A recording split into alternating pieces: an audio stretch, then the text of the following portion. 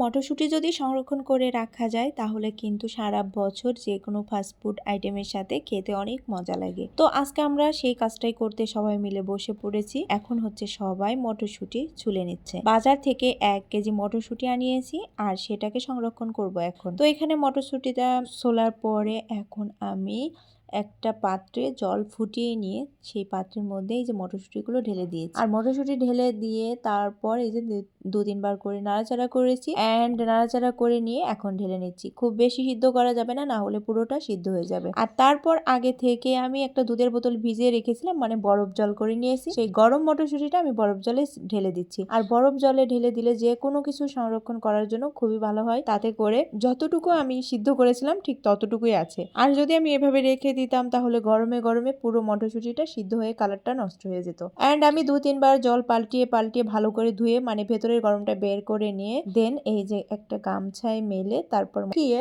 এখন আমি হচ্ছে একটা এয়ারটাইট ব্যাগে সংরক্ষণ করে রাখবো। কেমন লাগলো ভিডিওটা অবশ্যই জানাবেন। আপনারাও চাইলে এভাবে সংরক্ষণ করে রেখে সারা বছর